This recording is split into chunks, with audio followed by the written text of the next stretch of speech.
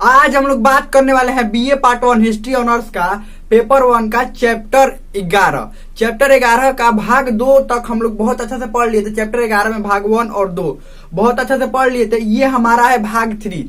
तो देखिए चैप्टर 11 से पहले या चैप्टर 11 का भाग 2 तक अगर देखना चाहते हैं तो लिंक डिस्क्रिप्शन में प्लेलिस्ट का वहां से देख सकते हैं, प्लेलिस्ट में भी जाकर देख सकते हैं। तो हम लोग जो भाग 1 और भाग 2 में क्या क्या पढ़े थे कि ये पढ़े थे कि ये इंडो ग्रीक और ये जो शक थे ये भारत पर आक्रमण कैसे किए। ये चैप्टर 11 का क्या नाम है, भारत पर विदेशी आक्रमण और आधिपत्य काल। क्या नाम है, भारत पर विदेशी आक्रमण और आधिपत्य काल, ये चैप्टर का नाम है। तो विदेशी आक्रमण में 2 गो आक्रमणकारी देख लिए थे, इंडो ग्रीक और एक शक। ये दोनों ने भारत पर आक्रमण कैसे किया और यहाँ पर शासन कैसे किया। अब इसके बाद हम लोग देखेंगे कि इसके बाद आने वाले जो भी कौन कौन और आक्रमणकारी आ रहे हैं जो भारत पर आक्रमण कर रहे हैं।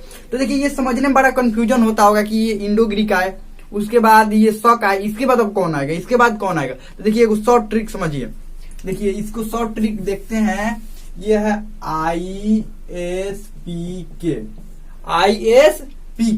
आई से इंडो ग्रीक यानी कि हिंद यूनानी।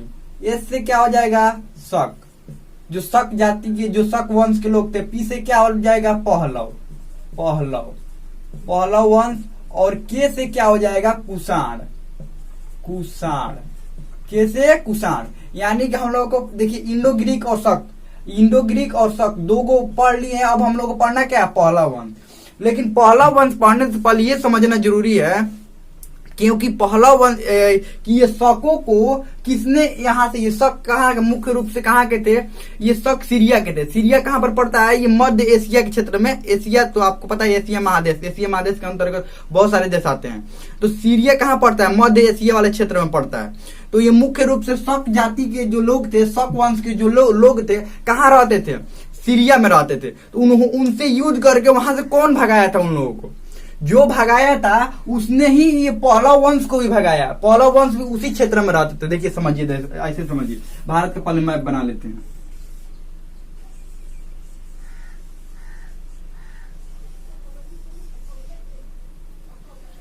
देखिए यहां पर यह हो गया मध्य एशिया, ठीक है। ये हो गया क्या, मध्य एशिया। तो यहां से ये कौन, शक जो वंश के लोग थे, ये शक जाति के जो लोग थे, इनको किसने भगाया था, यूची। ध्यान रखिएगा, यूची कबीले वालों ने भगाया था। यूची कबीले ने भगाया था यहाँ से किसको, शक जो वंश के लोग थे उसको किसने भगाया था, यूची कबीलों ने यहाँ से युद्ध करके भगाया था यहाँ से। तो शक जो जाति के लोग थे कितने वर्गों में भारत में आए थे, कुल 5 वर्गों में आए थे। कितने वर्गों में, 5, यानी कि 5 भागों में कुल आए थे ये शक जाति के लोग। तो ये देखिए जो पहला कितने भगाया था, यूची कबीले वालों ने। तो पहला आया तो कहाँ बस गया, यहाँ पर कंधार। दूसरा तक्षशिला। तीसरा जो आया वो कहाँ पर बस गया, यहाँ पर मथुरा। चौथा उज्जैन। 5वां नासिक। ये 5 कुल कितने शाखाओं में शक आए थे, 5 शाखाओं में आए थे। क्यों आए थे, क्योंकि यूची कबीलों वाले ने बार बार आक्रमण कर करके इनको इतना परेशान कर दिया था कि यहाँ से वहां से उनको भागना पड़ा। अब देखिए ये जो पहला वंश थे, ये पहला वंश ये कहाँ पर रहते थे, यहाँ पर साइडे में ये भी रहते थे। तो इनका एक बार मन बढ़ गया था, किसका, यूची कबीले वालों के, कि ये शक को हम तो भगा दिए हैं, इतने बड़े साम्राज्य को, इतने बड़े जो शाखा को हम भगा दिए हैं, उनकी इतनी बड़ी शाखाएं फैली हुई थी, हम भगा दिए हैं। तो इसको भी भगा सकते हैं, किसको, पहला वंश को। किसको भगा सकते हैं, पहला वंश, क्योंकि उससे ही छोटा ही था पहला वंश। अब एक और बात ध्यान समझिए, ये जो कुषाण थे ना, पहला वंश के जो बाद आए कुषाण आएंगे। पहला वंश के बाद क्या पढ़ना है, कुषाणों के बारे में पढ़ना है। देखिए कुषाण यूची कबीले वाले ही थे, पीछे आए थे। किसके पीछे, आप पहला को भगा दिए और उसके बाद उसके पीछे गए कौन, कुषाण वाले। तो इसके बारे में अभी आगे पढ़ेंगे। तो ये क्या बात कर रहे थे कि यहाँ पर ये तो 5 शाखाओं में आ गए थे शक। और शक आने के बाद यहाँ पर तो इन दोनों के बारे में नहीं पढ़े थे, इसके बारे में ये साइड वाला राजा से हार गया था। ये अपना जो मतलब एक दूसरे से हार ही गए थे, यहाँ पर भी आने के बाद हार गए थे और दूसरे राजा इस पर क्या कर दिए थे, मतलब कब्जा कर लिए थे इन लोगों पर, इन लोगों के शासन पर। अब देखिए पहला वंश कैसे यहाँ पर आया। ये पहला वंश यहाँ पर था, पहला वंश। कौन सा वंश? पहला वंश। अब देखिए यूची कबीले वाले अब इन शकों को तो भगा दिए वहां से, अब किस पर पड़ गए आक्रमण करने पर? पहला वंश पर। पहला वंश पर पड़ गए आक्रमण करने पर। और ये यूची कबीले वाले तब तक युद्ध करते थे, आक्रमण करते थे, जब तक वो जमीन छोड़कर भाग ना जाए वहां से। देखिए पहले के राजा क्या करते थे, किसी राजा पर आक्रमण किए, ठीक है, वो राज्य जीत लिए, लेकिन उसको वहां से भगाते नहीं थे। क्या करते थे? बोलते थे कि आप शासन कीजिए, लेकिन जितना भी आपका कर होगा, आय होगा, सब हमको दीजिएगा, और सैनिक जो मदद है वो हमको दे दीजिएगा। लेकिन ये ऐसे थे ही नहीं, ये रहते थे कबीले में, ये तो राजा थे नहीं, कितने समझदार होंगे। ये क्या करते थे? तब तक युद्ध करते रहते थे ना, जब तक कि वहां से वो भाग ना जाए, मतलब सामने वाला वहां से वो जमीन छोड़कर भाग ना जाए। तो ये तब तक पहला पर आक्रमण की, जब तक ये भाग ना गए। ये भी निकल गए इधर भारत की तरफ ही आ गए। ये कहां पर आ गए? ये भी भारत की तरफ, शकों की तरह, ये भी कहां पर आ गए? भारत की तरफ। लेकिन ये यहाँ इधर के क्षेत्र में पहलव नहीं आ पाए, ये इधर पश्चिमोत्तर भारत में ही रह गए। और यूची कबीले वाला का फिर और मनोबल में वृद्धि हुआ ना, और मनोबल इनका बढ़ गया। क्यों मनोबल बढ़ गया? क्योंकि दो लोगों को भगा दिए हैं, दो लोग, थोड़ा सा मनोबल बढ़ा होगा, पूरा सातवां आसमान पर इनका दिमाग था। किसका? यूची कबीले वालों का। तो देखिए इनके बारे में पढ़ेंगे, लेकिन पहलव के पहले बारे में पढ़ लेते हैं। तो पहलव वंश के बारे में बात करते हैं। पहलव वंश आप लोगों को पता ही है ये कहां से आए थे। ये भी इनका मुख्य रूप से कहां पर रहते थे? मुख्य रूप से ईरान में रहते थे। ईरान भी मध्य एशिया के क्षेत्र में ही आता है, मध्य एशिया वाला क्षेत्र में, ईरान में रहते थे मुख्य रूप से पहलव वंश। तो इनको भगाया कौन? यूची कबीले वाले। तो ये भाग कर कहां पर आए? भारत के पश्चिमोत्तर भाग में, इधर यही वाला भाग में। ये मत सोचिए कि सभी शक हार गए थे, कुछ शकों का अभी भी शासन था यहाँ पर। कहां पर? भारत में अभी भी शासन था। तो ये भारत के पश्चिमोत्तर भाग में आए थे, भारत के पश्चिमोत्तर भाग में आए थे। लेकिन ये युद्ध लड़ने से इनसे इतने कमजोर हो गए थे ना कि ज्यादा कुछ बड़े क्षेत्रों पर ये कब्जा नहीं कर पाए। जैसे शक वाले थोड़ा सा हारे ना तो भाग चले, या तो भाग चले, समझदार थे कि अगर नहीं भागेंगे तो पूरा हमारा सैनिकों ने सब नष्ट कर देगा। देखिए जब दो तरफ से युद्ध होता है तो पूरा दोनों तरफ के सैनिकों को क्षति होती है, हथियार भी खराब हो जाते हैं, हथियारों की क्षति होती है, बहुत कुछ समस्याएं आती है।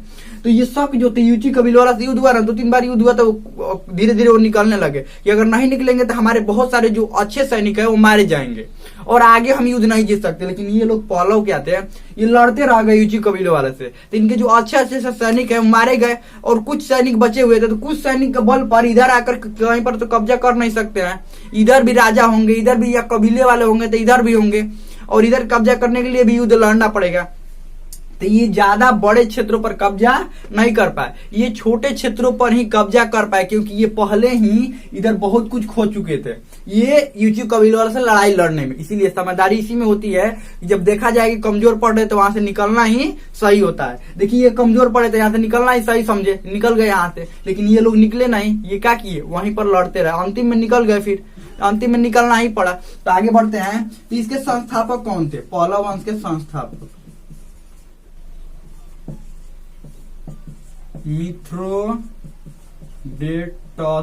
मिथ्रोडेटस थे। कौन थे संस्थापक? पहलव वंश के मिथ्रोडेटस। ये ज्यादा कुछ तो कर नहीं पाए, पश्चिमोत्तर भाग में अभी अपना शासन स्थापित कर रहे थे, तो पीछे से फिर ये आ गया।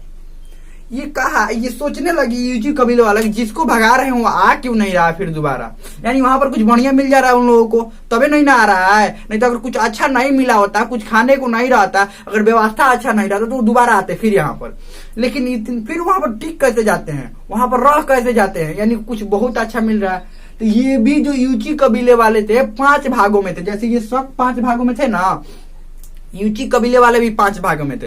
अब ये ध्यान समझिए, ये मत सोचिए कि कबीला एक ही में था, नहीं, कबीला अलग अलग होता था, सब एक ही जाति के थे, तो मिलकर युद्ध लड़ते थे और लड़कर इन लोगों को हरा देते थे। तो यूची कबीले वाले भी 5 भागों में थे। तो ये को भाग कहा कि रुको, इसके पीछे इनके जाते गए कहाँ, ये दोनों कहाँ गए कि वापस लौट कर नहीं आए, शक वाले भी और पहलव वाले भी। क्या ऐसा मिल गया, क्या बढ़िया मिल गया कि वहीं पर रह गए ये दोनों। तो ये भी पीछे पीछे कौन है, यूची कबीले वाले, इनके पीछे पीछे आए और पीछे पीछे आए यूची कबीले वाले। तो ये इनका नाम क्या पड़ गया, ये कुषाण कुषाण जो वंश के कुषाण वंश का ही नाम क्या है? यूची कबीले वालों को ही कुषाण वंश कहते हैं। एगो जो भाग वहां से आया ना, या पीछे पीछे भारत की तरफ जो पीछे पीछे एगो भाग आया, उन्हीं को क्या बोलते हैं? कुषाण। तो ये अभी सेटल नहीं हो रहे थे। ये कौन? ये पहला वंश अभी अपना शासन स्थापित करने लगा था, अभी कर ही रहा था, तब तक पीछे से कुषाण आ गए। फिर युद्ध हुआ यहीं पर, और युद्ध हुआ इस बार में कुषाणों द्वारा पहलव वंश की हार हो गई। पहलव वंश की हार हुई क्योंकि यहाँ पर भी ये यूची कबीले वाला द्वारा हार हुई। यूची कबीले वाला ही ना थे, एगो भाग था उधर आया था पहले थी क्या कहते हैं कुषाण, वही ना कुषाण थे। यूची कबीले वाले ही क्या थे? कुषाण थे। तो यही अब यहाँ पर आए, अभी स्थापित हो रहे थे, तो क्या अच्छा यहाँ ही पर हो, तो युद्ध लड़ गए यहीं पर। लड़कर क्या किए, ये सब इसका जो पहलव वंश थे वो पहलव वंश की हार हुई, और उसके जो शासन व्यवस्था है किसने उस पर कब्जा कर लिया? कुषाण शासकों ने। हमें लगता है कि बहुत अच्छा समझ में आ गया होगा। इसके आगे अभी और भी है, अभी और भी इसके आगे कौन है? ISPK, इंडो ग्रीक, शक, पहलव। अब कौन पढ़ना है? कुषाण। कुषाण वंश बहुत ही मतलब बड़ा साम्राज्य स्थापित किया, इसमें बहुत बड़े बड़े राजा हुए। इसके बारे में पूरा विस्तार से पढ़ना है, ये अगले भाग में हम लोग पढ़ेंगे। हम लगता है कि इतना बहुत अच्छा समझ में आ गया होगा। कोई भी डाउट हो, कोई भी क्वेश्चन हो, तो आप कमेंट में पूछ सकते हैं। हम लगता है कि बहुत अच्छा से आपको समझ में आ गया होगा।